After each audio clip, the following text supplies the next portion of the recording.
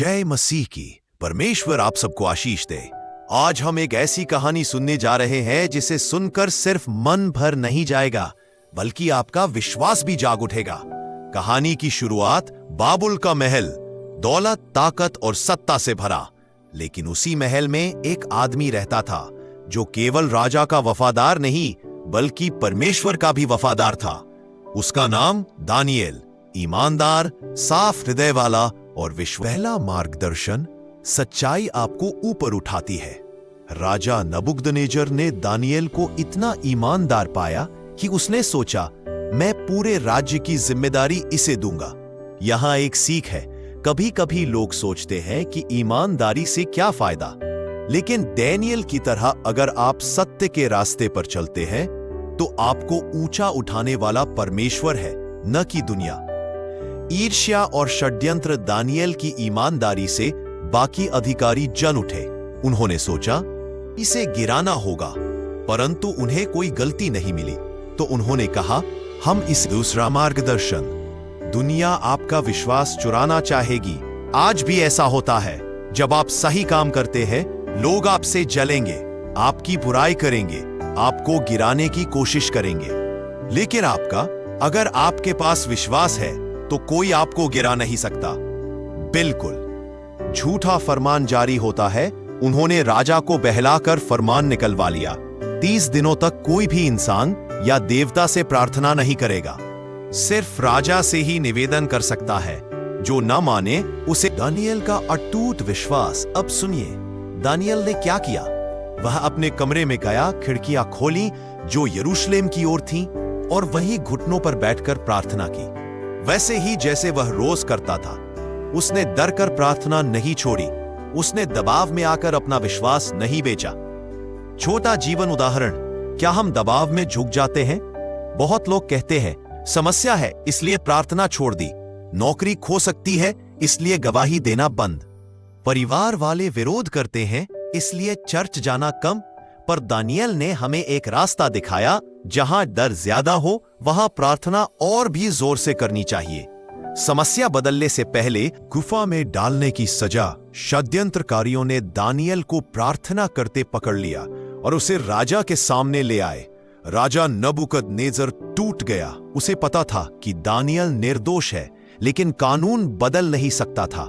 शाम तक मजबूर होकर उसने कहा, दानिएल, जिस परमेश्वर की तू सच्चाई से सेवा करता है वही तुझे बचाए। और दानिएल को सिंहों की गुफा में डाल दिया गया।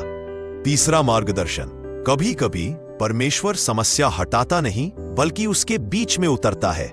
सुनिए, परमेश्वर ने सिंहों को गुफा से हटाया नहीं, परमेश्वर ने दानिएल को। परमेश्वर स्वयं गुफा में उतर आया। उसने अपने दूत को भेजा और सिंहों का मुंह बंद कर दिया।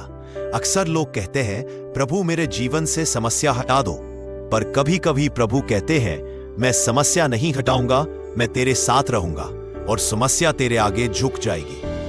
चमत्कार की सुबह सुबह होते ही राजा दौड़कर गुफा के पास आया। उसने कांपती आवाज में पुकारा, दानिएल, क्या तेरा परमेश्वर तुझे बचा सका? अंदर से आवाज आई, हे राजा, मेरा परमेश्वर ने अपने दूत को भेजा।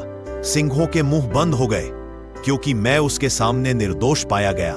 दानिएल बाहर निकाला गया और उस पर। दूसरा जीवन उदाहरण। जब आप निर्दोष चलते हैं, परमेश्वर आपका वकील बनता है।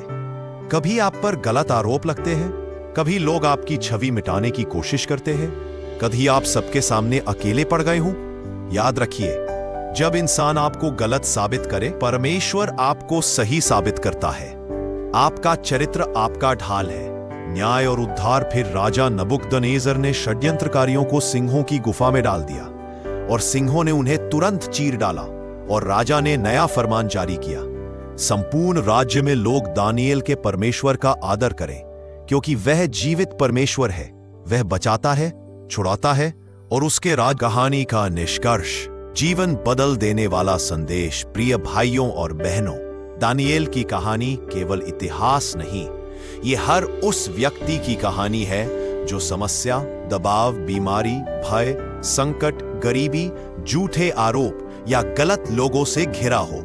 दानिएल हमें यह सिखाता है कि 1. विश्वास परिस्थिति नहीं देखता। 2. परमेश्वर संकट में भी साथ खड़ा रहता है। 4. प्रार्थना को रोकेगा। यह विश्वास को मजबूत कर आपका जीवन भी सिंहों की गुफा हो सकता है, लेकिन याद रखिए, यदि आप दानियल की तरह स्थिर रहें तो परमेश्वर उसी गुफा से आपको चमक कर निकालेगा। समस्या चाहे कितनी भी बड़ी हो, लेकिन परमेश्वर उससे बड़ा है। अंत में प्रोत्साहन, आज मैं आपसे कहता हूं, विश्वास से जिए, डर को दबाएं, सच्चाई पर चले, प्रार्थना को न छोड़े। परमेश्वर आज भी सिंहों का मुंह बंद करने वाला परमेश्वर है। जय मसीह की। परमेश्वर आपको आशीष दे।